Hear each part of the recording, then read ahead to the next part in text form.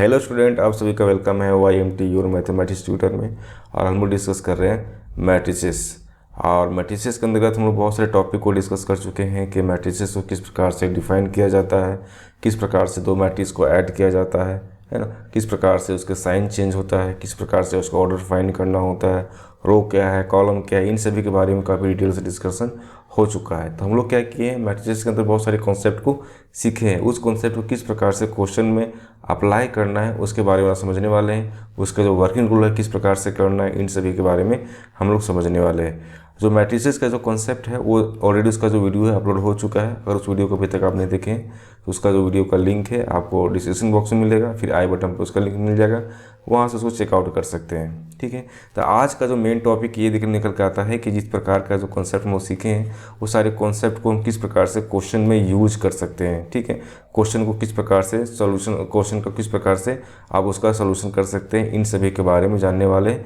और उसी में से आपको ये जानने वाले हैं कि टाइप जो बात करते हैं, टाइप 1, टाइप 2 और टाइप 3 की बात की जा रही है, जिसमें कि आप किस प्रकार से उसका वर्किंग रूल किस प्रकार से निकल के आता है, कितने तरह के क्वेश्चन के वेरिएशन होते हैं, उन सभी के बारे में हम लोग डिस्कस करने वाले हैं। जैसे कि यहाँ पे आप देख सकते हैं कि आपको यहाँ डिस्कस किया जा रहा है टाइप 1। तो चलिए आज से क्लास स्टार्ट करते हैं।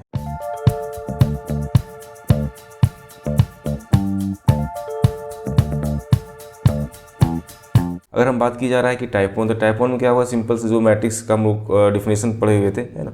मैट्रिक्स में किस प्रकार से मैट्रिक्स का फॉर्मेशन होता है, उसका ऑर्डर किस प्रकार से निकाला जाता है, कितने रो होते हैं, कितने कॉलम होते हैं, है ना, इन सभी के बारे में लोग क्या होता है डिस्कशन किए हुए हैं। तो उसी से संबंधित क्वेश्चन दिया हुआ है कि आपको एक मैट्रिक्स बनाना है और मैट्रिक्स कैसा होना चाहिए। मैट्रिक्स ये है जो कैसा होना चाहिए, 2 × 3 क्रॉस का जो ऑर्डर है, इस ऑर्डर में आपका मैट्रिक्स होना चाहिए, जहाँ पे AIJ जो है 2i-3j के फॉर्म में देखने को मिलेगा।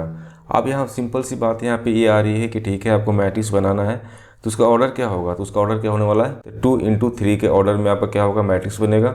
और जो मैट्रिक्स बनने वाला है, ठीक है, उसमें जो IJ का वैल्यू है आप इस प्रकार से यहाँ से निकाल सकते हैं। तो सबसे पहले क्या करेंगे, वो मैट्रिक्स का फॉर्मेशन देखते हैं कि मैट्रिक्स जो 2 × 3 जो मैट्रिक्स बनाना है वो मैट्रिक्स किस प्रकार से दिखेगा। तो यहाँ पे हम देख सकते हैं कि अगर A = मैट्रिक्स बनाना चाह रहे हैं, आज जो मैट्रिक्स बनने वाला कितना आपका 2 × 3, मतलब क्या है कि रो आपका कितना बनेगा, रो आपका बनेगा आपका 2 रो बनेगा, है ना। उसके बाद क्या है, कॉलम 2 रो बन गया, और कॉलम कितना बनेगा आपका, कॉलम यहाँ पे बनेगा आपका 3। ठीक है, एक कॉलम यहाँ बनेगा, एक कॉलम यहाँ बनेगा। तो ये आपका पहला एक कॉलम, दूसरा कॉलम, पहला कॉलम क्या हो जाएगा आपका A11, A12, A13। ठीक है, पहला रो हो गया। दूसरा रो क्या बनेगा आपका A21, A22 और A23। ये क्या हुआ, आपका रो भी बन गया, आपका कॉलम भी बन गया। ठीक है, कॉलम कितना हुआ 1 2 3 कॉलम हुआ, रो कितना हुआ आपका 1 और 2। ठीक है, तो आपका जो मैट्रिक्स है आपको इस प्रकार से आपको यहाँ दिखेगा। अब क्या है कि सभी का वैल्यू क्या करना है, हमको निकालते चले जाना है ना। अब वैल्यू कहाँ से निकालना है, जब से यहाँ पे A11 है, यहाँ पे A12 है, यहाँ पे A13 है ना। तो सभी का वैल्यू जब यहाँ पे निकालेंगे तो जहाँ पे आपको दिया हुआ कंडीशन क्या दिया हुआ कि AIJ जो है वो आपको इस प्रकार से दिखेगा, क्या 2i-3j। ठीक है, अब 2i-3j जो है इसमें सारे वैल्यू को आप पुट करते जाएंगे एक एक करके, तो यहाँ से क्या होगा, आपका सारा वैल्यू निकल के सामने आएगा। जैसे A11 की बात की जा रही है तो दैट मीन्स क्या हुआ कि i का वैल्यू भी 1 है और j का वैल्यू भी 1 है। दैट मीन्स क्या होगा 2 × 1 और 3 × 1 होगा। दैट मीन्स यहाँ लिखते हैं 2-3, तो क्या निकल के वैल्यू निकल आया -1। ठीक है, तो A11 का वैल्यू कितना निकला है -1। उसी प्रकार से हम निकालेंगे A12, तो A12 की बात की जा रही है, दैट मीन्स हुआ 2 × 1 और 3 × 2, है ना। दैट मीन्स हो गया 2 - 6, दैट मीन्स कितना हो गया -4। ठीक है, आपका क्या हुआ A11 निकल गया, यहाँ से यहाँ पे क्या निकला A12 निकल गया। उसी प्रकार से और वैल्यू निकालेंगे यहाँ पे, तब देख सकते हैं कि A13 निकालना होगा। देखिए यहाँ पे क्या है A13, इसको निकालना है ना। तो इसी पर हम लोग क्या करेंगे, उस वैल्यू को पुट करेंगे। तो यहाँ पे क्या हो जाएगा आपके पास, कितना था आपका 2 × i कितना है 1, i कितना है 1, और फिर क्या है आपका -3, j कितना है 3। ठीक है, दैट मीन्स कितना निकल गया आपके पास कि 2 - 9, दैट मीन्स कितना हो गया -7। ठीक है, उसी प्रकार से क्या निकालना है आपको A21, जैसे हो जाएगा 2 × 2 -3 × 1, दैट मीन्स हो जाएगा 4 3, दैट मीन्स कितना हो जाएगा 1। उसी प्रकार से आपको निकालना होगा 2 इंटू 2, दैट मीन्स हो जाएगा 2 इंटू 2 माइनस 3 इंटू 2, ठीक है। तो ये हो जाएगा 4, ये हो जाएगा आपका 6, दैट मीन्स क्या होगा -2। फिर इसी प्रकार से निकालना है 2 3, दैट मीन्स हो जाएगा 2 into 2 minus 3 into 3, that means कितना हो जाएगा 4 माइनस 9, दैट मीन्स हो जाएगा -5, ठीक है। इस प्रकार से क्या किया हम लोग सारा वैल्यू को यहाँ से निकाल लिए। अब वैल्यू एक बार चेक कर लो। A11 कितना निकल का आया आपका, A11 -1, A12 कितना निकल का आया आपके पास -4, A13 कितना निकल का आया आपके पास -7, A21 कितना निकल का आपके पास आया 1, है ना 21। उसी प्रकार से क्या है A22, तो A22 कितना वैल्यू निकल के आया आपके पास -2। उसी प्रकार से आप देख सकते हैं A22 हो गया, है ना, ये भी क्लियर हो गया। आपका A23, तो A23 का वैल्यू कितना निकल के आपके पास आया -5। तो ये सारे जो वैल्यू निकल के आए, इस वैल्यू क्या करना है आपको उस मैट्रिक्स में पुट कर देना है। तो आपका जो मैट्रिक्स बनने वाला है, ये जो मैट्रिक्स बनने वाला है, इसमें किस प्रकार से बनेगा, जहाँ पे जो वैल्यू था वहाँ पे वैल्यू को पुट कर दीजिए। तो A11 कितना निकाले थे हम लोग -1, तो ये हो जाएगा -1। उसी प्रकार से A12 कितना निकाले थे -4, तो ये हो जाएगा -4। और फिर A13 दैट मीन्स यहाँ पे हो गया, ये हो गया -7। उसी प्रकार से A21, तो A21 कितना हो जाएगा आपके पास 1। उसी प्रकार से A22, तो A22 कितना हो जाएगा आपके पास -2। और उसी प्रकार से A23 कितना हो जाएगा -5। तो ये आपका कितना बना 2 क्रॉस 3 का मैट्रिक्स बना, जो इसका आप एलिमेंट आपको निकालना था। तो इस प्रकार से क्या करना है आपको निकालना है। यहाँ पे भी बात कहा गया है कि किस प्रकार से आपको एक मैट्रिक्स को फॉर्मेशन करना है जब आपका ऑर्डर इस प्रकार से है और आपका AIJ का वैल्यू ये दिया हुआ है, ठीक है। तो किस प्रकार से मैट्रिक्स का फॉर्मेशन करते हैं, किस प्रकार से मैट्रिक्स को बनाते हैं, है ना, किस प्रकार से उसको लिखते हैं, इसके बारे में आपको बताना था। तो काफ़ी सिंपल है, सिंपल क्वेश्चन है और भी बहुत अच्छे क्वेश्चन करने वाले हैं। अब आते हैं टाइप 2 में। अब टाइप 2 में क्या है कि आपको जो मैट्रिक्स से संबंधित जो क्वेश्चन बनने वाले हैं वो क्या है इक्वालिटी से संबंधित बनेगा। तो इक्वालिटी का जो कॉन्सेप्ट हम लोग डिस्कस कर चुके हैं, किस प्रकार से इक्वलिटीज ऑफ 2 मैट्रिक्स की बात की जाती है, किस प्रकार से हम इक्वलिटी को देखते हैं। जब आपके पास 2 मैट्रिक्स होता है तो 2 मैट्रिक्स होने के साथ में, है ना, हम कब उसको इक्वल कहते हैं, है ना, उससे किस प्रकार से उसका ऑर्डर को फाइंड किया जाता है, किस प्रकार से रो को एक दूसरे से इक्वल किया जाता है, इन सभी के बारे में डिस्कशन हो चुका है। तो उसका जो वीडियो अपलोड है उस वीडियो को देखिएगा, तो वहाँ से आपको पूरा का पूरा कॉन्सेप्ट जो है इक्वलिटी ऑफ 2 मैट्रिक्स का पूरा कॉन्सेप्ट आपको बताया गया है, वहाँ से उसको आप चेकआउट कर सकते हैं। और यहाँ पे समझते हैं कि जो वर्किंग रूल इसके संबंधित है वो किस प्रकार से आपको देखने को मिलेगा। तो पहला चीज़ ये है कि अगर हम बात कर रहे हैं इक्वलिटी ऑफ 2 मैट्रिक्स का, दैट मीन्स क्या होगा कि उसका जो ऑर्डर होगा, है ना, वो ऑर्डर क्या होगा सेम होगा और उसका करस्पॉन्डिंग एलिमेंट क्या होगा आपका इक्वल होगा, ठीक है। अब ऑर्डर सेम और करस्पॉन्डिंग एलिमेंट की बात की जा रही है, इक्वल होना चाहिए, है ना। तो कैसे होता है वहाँ पे आपके पास अगर मान लो A मैट्रिक्स दिया हुआ है ना, आपका ये 2 क्रॉस 2 का मैट्रिक्स है। उसी प्रकार से आपको यहाँ B मैट्रिक्स दिया हुआ है, ये भी क्या होना चाहिए 2 क्रॉस 2 का मैट्रिक्स होना चाहिए। तो सबसे पहला चीज़ यहाँ पे क्या देखने को मिलेगा आपको ऑर्डर, ये जो ऑर्डर है ये ऑर्डर आपका सेम होना चाहिए पहला चीज़, ठीक है। उसके बाद क्या होना चाहिए कि उसका जो करस्पॉन्डिंग एलिमेंट है वो भी इक्वल होना चाहिए, ठीक है। तो इसके साथ में जो भी करस्पॉन्डिंग एलिमेंट होगा वो सारे क्या होंगे इक्वल देखने को आपको मिलेंगे, है ना। देन आप कह सकते हैं कि जो 2 मैट्रिक्स है, 2 मैट्रिक्स आपस में क्या है इक्वालिटी के अंतर्गत आप रख सकते हैं। अभी वो वर्किंग रूल ठीक है, ये जो इक्वालिटी ऑफ 2 मैट्रिक्स की बात की जा रही है, इस प्रकार से क्या करना है इसको देखना है ना। वही कहा गया है कि 2 matrices are equal if and only if they are of the same order and their corresponding elements are equal. अब आते हैं क्वेश्चन पे, एक्स फाइंड करना है। आपके पास दिया हुआ है एक मैट्रिक्स ए मैट्रिक्स है। तो सबसे पहले क्या है कि अब जो 2 मैट्रिक्स दिया हुआ है, दोनों मैट्रिक्स का सेम ऑर्डर का है क्या। तो हम देख सकते हैं कि पहला आपका 2 रो और 2 कॉलम की बात होती है। 2 क्रॉस 2 का ये मैट्रिक्स है, ये भी क्या है आपका 2 क्रॉस 2 का मैट्रिक्स है, ठीक है। तो यहाँ पे क्या करना है आपको एक्स फाइंड करना है। तो एक्स का वैल्यू यहाँ किस प्रकार से हम लोग देखने को मिलेगा इसके बारे में हम लोग समझते हैं। तो सबसे पहले ये चीज़ जानते हैं कि जब हम बात करते हैं इक्वलिटी ऑफ 2 मैट्रिक्स का, तो इक्वलिटी ऑफ 2 मैट्रिक्स के अंदर क्या होता है उसका जो करस्पॉन्डिंग एलिमेंट होता है वो क्या होते हैं आपस में इक्वल होते हैं। तो जहाँ आपस में इक्वल होने की बात हो रही है, दैट मीन्स हम यहाँ पे क्या लिख सकते हैं कि x² माइनस 4x इसका टू क्या हो जाएगा -3, ठीक है, पहला पॉइंट। तो इसको जब सॉल्व करेंगे तो यहाँ से क्या हो जाएगा आपके पास कि x² minus 4x plus 3 equal to 0, that means हो जाएगा x square minus 3x minus x plus 3 equal to 0। तो x कॉमन निकालेंगे तो x माइनस 3 हो जाएगा, यहाँ से क्या हो जाएगा माइनस कॉमन निकालेंगे तो x माइनस यहाँ से 3 हो जाएगा, दैट मीन्स ये 0 हो गया। तो यहाँ से क्या हुआ कि x माइनस 1 निकल के आया और यहाँ से क्या हुआ आपका x माइनस 3 निकल के आया, दैट मीन्स 0। तो x इक्वल टू क्या हो गया आपका 1 और 3 जो है आपका फाइंड हुआ। तो इस प्रकार से क्या हुआ, जब इसको हम सॉल्व किए तो यहाँ से क्या हुआ x का वैल्यू आपका 1 और 3 देखने को मिला, है ना। अब यहाँ नेक्स्ट हम बात करते हैं यहाँ पे कि यहाँ पे क्या है एक्स स्क्वायर है, यहाँ पे क्या है 1 है ना। तो एक्स स्क्वायर इक्वल टू क्या हो जाएगा 1। तो नेक्स्ट स्टेप में आते हैं, यहाँ पे क्या आपके पास एक्स स्क्वायर इक्वल टू क्या है 1, ठीक है। दैट मीन्स यहाँ पे क्या लिख सकते हैं हम लोग कि x square minus 1 equal to 0, है ना। देन आपको क्या हो जाएगा कि एक्स माइनस 1 और यहाँ पे क्या हो जाएगा आपका एक्स प्लस 1, दैट मीन्स यहाँ से निकल के आएगा आपके पास कि एक्स इक्वल टू 1 और माइनस 1, दैट मीन्स क्या हो जाएगा x equal to plus minus 1, ठीक है। ये वैल्यू आपको निकल के आया। उसी प्रकार से यहाँ पर आप चेक कर सकते हैं कि यहाँ पे क्या है आपके पास एक्स स्क्वायर और यहाँ पे क्या है माइनस एक्स प्लस 2, ठीक है। यहाँ पे क्या है एक्स स्क्वायर, यहाँ पे क्या है माइनस एक्स प्लस 2, ठीक है। दोनों आपस में इक्वल होंगे bye equality of to matrices के अंतर्गत। तो यहाँ पे क्या लिख सकते हैं हम लोग नेक्स्ट पार्ट में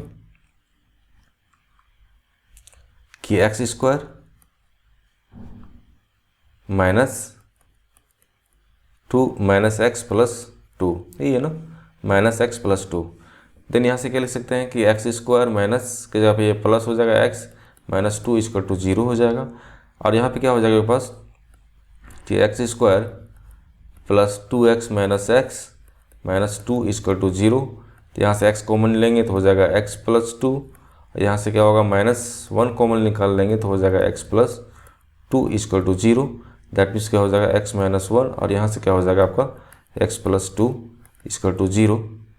तो इस प्रकार से यहाँ पे क्या देखने को मिलेगा आपके पास कि x इक्वल टू कितना निकल के आएगा आपके पास 1 और यहाँ पे क्या हो जाएगा माइनस 2। इस प्रकार से यहाँ पे क्या हुआ x का वैल्यू 1 और माइनस 2 देखने को मिला। अब नेक्स्ट पार्ट आते हैं हम लोग, ये हो गया, ये हो गया, ये हो गया। अब क्या है एक्स क्यूब इसका 2 क्या हो जाएगा 1। तो नेक्स्ट पार्ट में यहाँ पे आते हैं हम लोग, क्या है आपका एक्स क्यूब इसका 2 क्या है 1, यही है ना। 1 मिनट, एक्स क्यूब इसका 2 क्या है 1। देन यहाँ पे जब इसको सॉल्व करेंगे तो इस प्रकार लिख सकते हैं क्या x cube minus 1 equal to 0। अब क्या है a cube minus b cube का जो फॉर्मेट है उसमें चेंज करेंगे तो एक्स माइनस 1 हो जाएगा और यहाँ पर हो जाएगा x square plus x plus 1, ठीक है, इतना इक्वल टू 0। इस प्रकार से क्या है कि आपका जो फॉर्म है इस प्रकार से आपको एक्स का जो वैल्यू है वो सामने निकल के आएगा। तो इस प्रकार से हम लोग क्या लिख सकते हैं क्या हैंस एक्स का जो वैल्यू क्या क्या निकल के आया। पहला देखिए यहाँ पे एक्स का वैल्यू क्या निकल के आया 1 माइनस 3 सॉरी 1 और 3 ना, 1 और 3 एक्स का वैल्यू क्या आया 1 और 3, ठीक है। उसके बाद फिर एक्स का वैल्यू क्या निकल के आया आपके पास 1 3 हो गया। उसके बाद निकल के आया आपके पास x equal to plus minus 1, फिर क्या निकल के आया आपके पास x equal to 1 minus 2, 1 minus 2, फिर क्या निकल के आया आपके पास x equal to x minus 1 और यहाँ से फिर क्या निकल के आया यहाँ से आपका x square plus x plus 1 equal to 0। तो यहाँ पे क्या है कि ओमेगा आएगा, ठीक है, ओमेगा का फॉर्म में ये आपको लिख सकते हैं। इस प्रकार से क्या है कि आपका एक्स का जो वैल्यू फाइंड करके निकल के आ जाती है। इस प्रकार से आपको सॉल्व करना है सारे क्वेश्चन को। आप ये देख सकते हैं कि जब हम बात करते हैं इक्वालिटी ऑफ टू मैट्रिसेस का, तो इक्वालिटी ऑफ टू मैट्रिसेस के अंदर आपको इस तरह से क्या है कि पूरे स्टेप को समझना होता है, ठीक है। कॉन्सेप्ट को समझना अलग बात होती है, उस कॉन्सेप्ट को क्वेश्चन में यूज करना अलग बात होती है। तो सबसे पहली बात ये कि कॉन्सेप्ट है उसको आप समझिए, उसका जो वीडियो अपलोड है उसको समझिए कि किस प्रकार से उसका जो कॉन्सेप्ट है उस कॉन्सेप्ट को आपको यूज करना है क्वेश्चन में, तो जितने ज़्यादा क्वेश्चन करेंगे उतने ज़्यादा क्या होगा, आपका कॉन्सेप्ट क्लियर होते चले जाएगा। अब इस क्वेश्चन को सॉल्व करते हैं और इस क्वेश्चन में समझते हैं क्या इक्वालिटी ऑफ टू मैट्रिक्स की बात यहाँ की जा रही है क्या। तो दिया हुआ क्या, आपके पास एक मैट्रिक्स यहाँ पे ये दिया हुआ, एक मैट्रिक्स ये दिया हुआ है। सबसे पहले इसका ऑर्डर देखते हैं।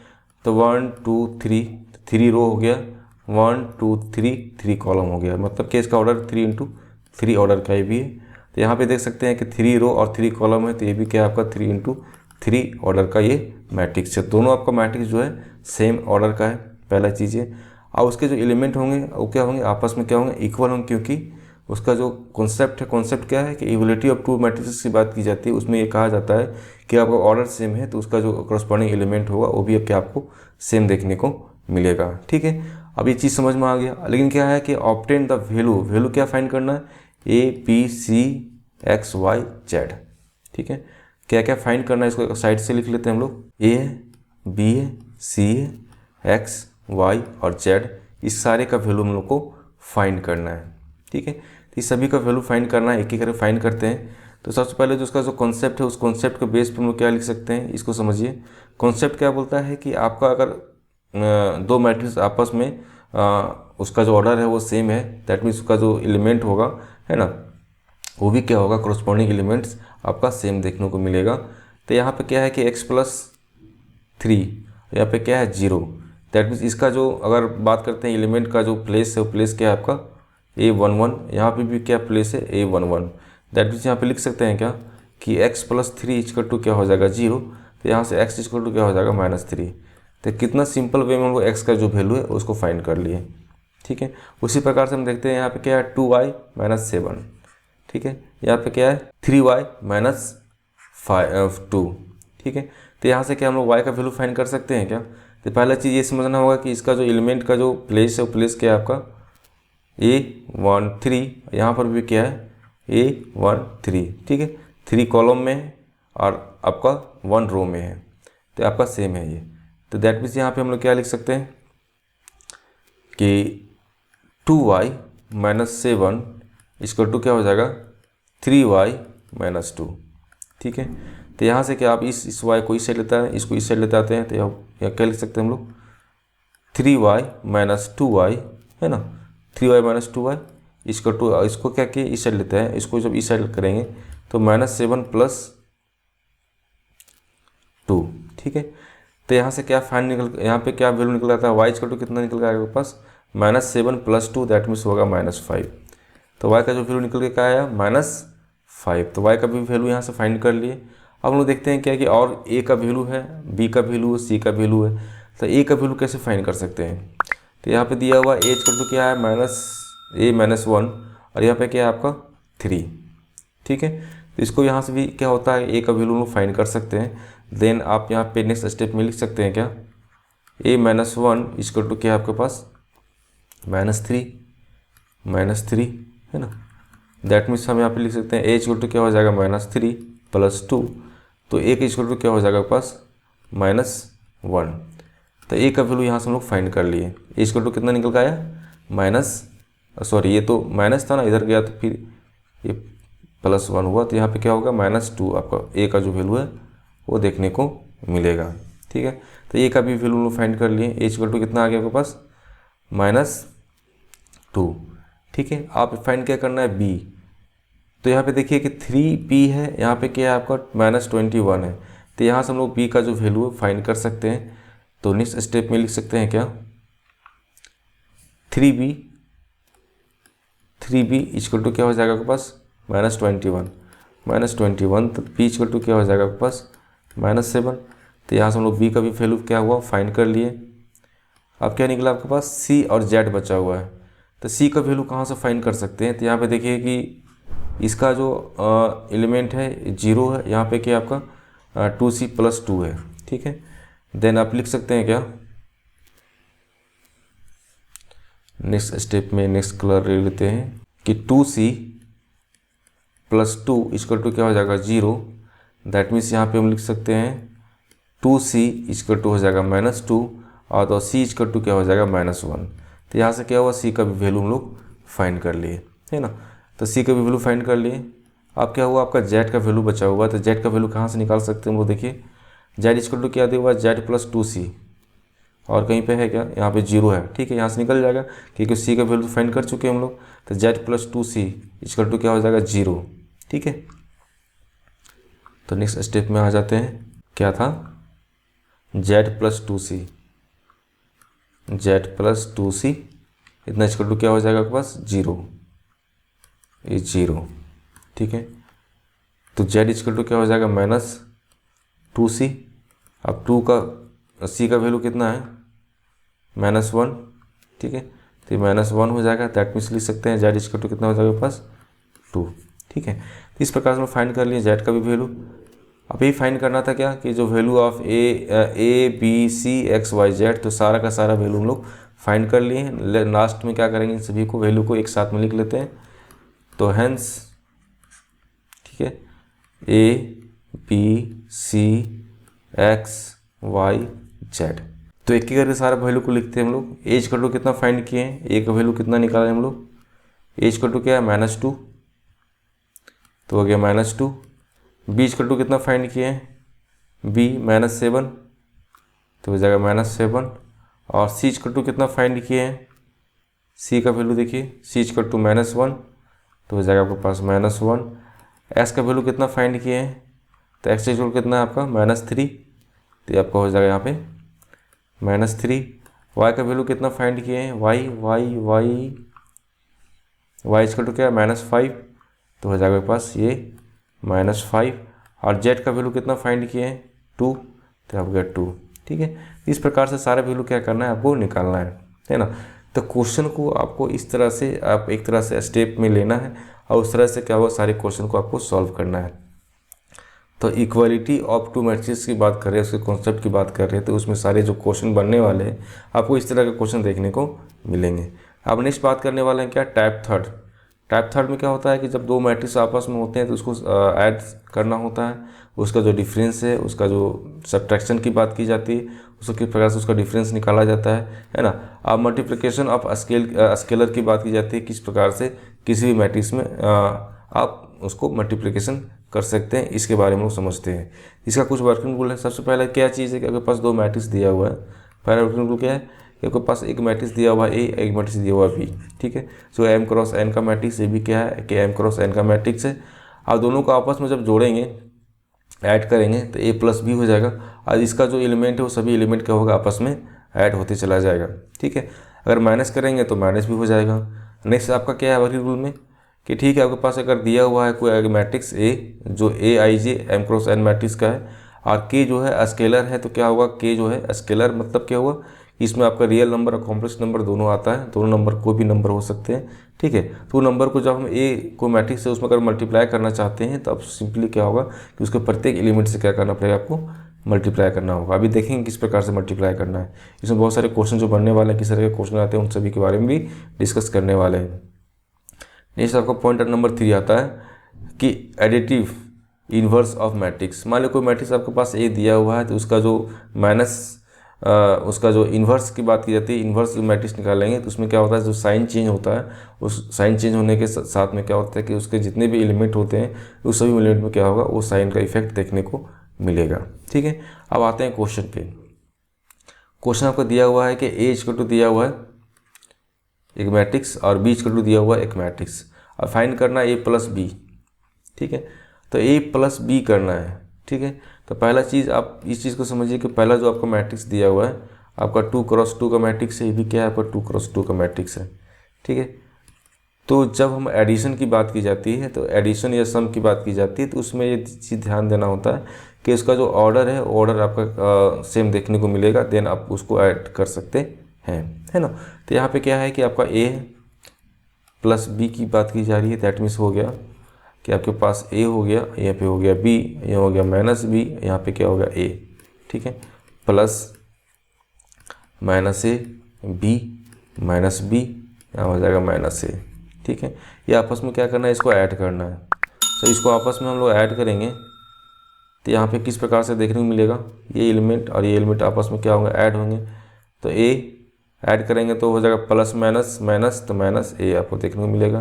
यहाँ पे क्या हो जाएगा बी, और क्या ऐड कर रहे हैं तो यहाँ हो जाएगा आपका बी, ठीक है। ये माइनस बी दैट मीन्स हो जाएगा minus b plus minus b, यहाँ पे क्या है आपका ए है, और यहाँ पे क्या है माइनस है, तो माइनस प्लस माइनस, तो माइनस आपका ए देखने को मिलेगा। ठीक है, नेक्स्ट स्टेप में क्या करेंगे हम लोग कि ए प्लस बी इक्वल टू क्या लिख सकते हैं, या ए माइनस ए है, दैट मीन्स क्या होगा, ए वैल्यू 0 हो गया। यहाँ पे क्या है ए बी प्लस बी है, दैट मीन्स क्या हो जाएगा, प्लस 2b हो जाएगा। और यहाँ पे क्या है माइनस बी, या प्लस माइनस करेंगे तो माइनस हो जाएगा, तो minus b that means minus 2b निकल के आएगा। उसी प्रकार से क्या a minus a, that means a भी वैल्यू क्या होगा, आपको 0 आएगा। तो इस प्रकार से क्या करना है, आपको एडिशन करना है। तो ये आपका क्या हुआ, आंसर हुआ। तो सिंपल सी बात क्या है कि जब दो मैट्रिक्स दिया हुआ है तो आपस में ऐड जो है, उसका जो एलिमेंट है, करस्पॉन्डिंग एलिमेंट है, वो आपस में क्या होते हैं, ऐड होते चले जाते हैं। नेक्स्ट क्वेश्चन करते हैं हम लोग कि find the additive inverse of matrix. आपके पास एक मैट्रिक्स दिया हुआ है, इसका एडिटिव इन्वर्स मैट्रिक्स आपको फाइंड करना है। सपोज दैट कि मान लेते हैं कि आपका जो मैट्रिक्स है आपका ए है, ठीक है। ए का जो मैट्रिक्स है उसमें क्या है, एलिमेंट है 2 1, ये -3 और ये आपका 0 है, ठीक है।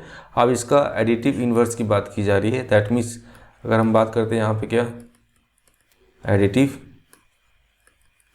इन्वर्स की बात करते हैं, दैट मीन्स क्या होगा, -a की बात की जा रही है। तो -a जब करेंगे तो इसका जितना भी एलिमेंट है सभी में क्या होगा, माइनस साइन आपस में मल्टीप्लाई होते चले जाएंगे, है ना। तो माइनस साइन सबके अंदर में लग जाएंगे तो हो जाएगा -2, यहाँ पे क्या हो जाएगा -1, यहाँ पे क्या है माइनस है तो माइनस माइनस प्लस हो जाएगा, तो ये 3 हो जाएगा, यहाँ पे क्या हो जाएगा 0। तो इस प्रकार से क्या है एडिटिव इन्वर्स जो है आपको निकल के आएगा, और ये क्या होगा, आपका आंसर देखने को मिलेगा, है ना। नेक्स्ट क्वेश्चन जो करने वाला है ये इस प्रकार से होगा। तो ये अच्छे क्वेश्चन जो है आपको इस प्रकार से देखने को मिलेगा। वो सारे क्या है कि कॉन्सेप्ट को बिल्ड करने के लिए है, ठीक है। आप जो कॉन्सेप्ट सीखें उस कॉन्सेप्ट किस प्रकार से क्वेश्चन में अप्लाई करना है, तो सिंपल क्वेश्चन आप इस प्रकार से आपको देखने को मिलेंगे। लेकिन जब अच्छे क्वेश्चन जब बन के आते हैं तो उसमें बहुत सारे जो है कॉन्सेप्ट एक साथ में लगते हैं। जैसे कि इस क्वेश्चन को खुद से सोचिए कि इसको कैसे सॉल्व कर सकते हैं हम लोग। यहाँ पे दिया हुआ इफ़ वाई का जो है मैट्रिक्स आपके पास ये है 2x + y, 2x + y = आपका जो है मैट्रिक्स ये दिया हुआ है। अब फाइंड करना है आपको x। तो किस प्रकार से आप x का जो मैट्रिक्स फाइंड कर सकते हैं इसके बारे में आपको बताना है कि ठीक है फाइंड करना है x।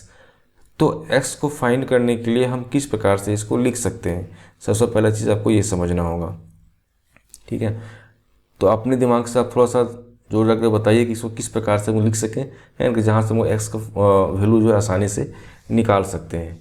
तो यहाँ पे एक चीज़ आप नोटिस कर सकते हैं क्या कि हम 2x लिखते हैं तो 2x = लिख सकते हैं क्या 2x + y, ठीक है, -y, ठीक है। तो आप देख सकते हैं कि 2x + y का जो वैल्यू यहाँ पे इसका जो मैट्रिक्स यहाँ लिखा जाएगा, और y का जो वैल्यू यहाँ से निकल के आएगा। और यहाँ जो 2 है वो जो 2x की बात हो जा रही थी, यहाँ पे क्या x का वैल्यू फाइंड करना, तो 2 को सीधा क्या करें नीचे लेते आएंगे तो हाफ में चेंज हो जाएगा। तो यहाँ से हम लोग क्या कर सकते हैं, प्रोसेस आगे बढ़ा सकते हैं। दैट हम ये लिख सकते हैं क्या 2x + 2y = कितना, 2x + y = कितना दिया हुआ है आपके पास 1 0, और यहाँ पे क्या दिया हुआ -3 और 2। इस प्रकार से आपको कॉन्सेप्ट को जो है थोड़ा सा बिल्ड कीजिएगा, बहुत सारे क्वेश्चन को जब बनाइएगा तो वहाँ पे क्या होगा, सारे कॉन्सेप्ट आपका क्लियर होते चले जाएंगे कि किस प्रकार से क्वेश्चन को सॉल्व किया जाता है। तो यहाँ पे हो गया आपका 2x + y का जो वैल्यू है मैट्रिक्स है, उस मैट्रिक्स को लिख दिए। -y का जो मैट्रिक्स है वो क्या है आपका 2 1 है, यहाँ पे क्या है -3 और ये 0 है, ठीक है। तो नेक्स्ट स्टेप में क्या है, आपको माइनस करना है ना, सभी माइनस करना है। तो नेक्स्ट स्टेप में क्या लिख सकते हैं हम लोग, 2x = लिख सकते हैं क्या, जब माइनस करना है तो यहाँ पे देख सकते हैं कि आपके पास यहाँ पे क्या है 1 है, यहाँ पे 1 है, यहाँ पे क्या है आपका 2 है। तो 1 - 2 करेंगे दैट मीन्स क्या होगा -1 निकल के आएगा। तो 2x = पहला जो आपको एलिमेंट आ रहा है -1 निकल के आ रहा है, पहला एलिमेंट -1 हो गया। एक स्टेप लिख ही लेते हैं हम लोग, सबसे अच्छा रहेगा, जिससे कि आपको भी कन्फ्यूजन ना हो। तो एक स्टेप हम लोग लिख ही लेते हैं इसको, चलिए इससे लिखते हैं, है ना। 1 - 2, 1 - 2, है ना। नेक्स्ट क्या होगा 0 - 1, 0 - 1। नेक्स्ट क्या होगा -3 और -3, है ना। तो -3 माइनस करेंगे -3, ठीक है। क्या होगा 2 - 0, 2 - 0 सॉरी 0, है ना 0। एक बार देख लेते हैं, हाँ ठीक है, ये ठीक है, चलो ठीक है ना। 1 - 2, 0 - 1, -3, 3 माइनस कर रहे हैं तो ये माइनस हो गया। यहाँ पे क्या होगा 2 माइनस 0 2 माइनस 0। चलिए अच्छा से लिखा गया है। तो अब यहाँ पे क्या करेंगे, माइनस करेंगे। जैसे क्या है 1 माइनस 2 है ना, तो क्या हो जाएगा पास -1 हो जाएगा। यहाँ पे क्या हो जाएगा -1 हो जाएगा। यहाँ पे क्या हो जाएगा -3 माइनस माइनस क्या हो जाएगा प्लस, दैट मीन्स हो गया -3 + 3, दैट मीन्स हो जाएगा ये 0। ये क्या हो जाएगा पास 2 निकल के आ जाएगा। तो इस प्रकार से क्या हुआ 2x का वैल्यू जो है इस प्रकार से आपको देखने को मिला। अब यहाँ पे क्या है कि x का वैल्यू फाइंड करना है, तो ये 1 है जो 2 है ये क्या हो जाएगा हाफ हो जाएगा, और इस सभी में क्या होगा आपका मल्टीप्लाई हो जाएगा, ये 0 यहाँ पे 2। अब सभी में जब मल्टीप्लाई करेंगे तो यहाँ पे आप देख सकते हैं कि x = क्या होगा निकल के आएगा पास कि -1/2। यहाँ पे क्या हो जाएगा -1/2, यहाँ पे क्या हो जाएगा 0, और यहाँ पे क्या हो जाएगा आपका 1। ठीक है, तो इस प्रकार से आप क्या करना है, आपको x निकालना था। अगर ये वीडियो पसंद आ रहा है तो सब्सक्राइब कर लें। इस तरह का और भी वीडियो आप अपलोड होने वाले हैं जो आपको 11th और 12th का जो तैयारी कर रहे हैं उसमें आपको हेल्प मिलेंगे। वीडियो पसंद आ रहा है तो एक लाइक ज़रूर करें, अपने दोस्त के साथ में शेयर करें, जिससे कि और भी जो स्टूडेंट्स हैं अगर 11th 12th की तैयारी कर रहे हैं उसको हेल्प मिल सके।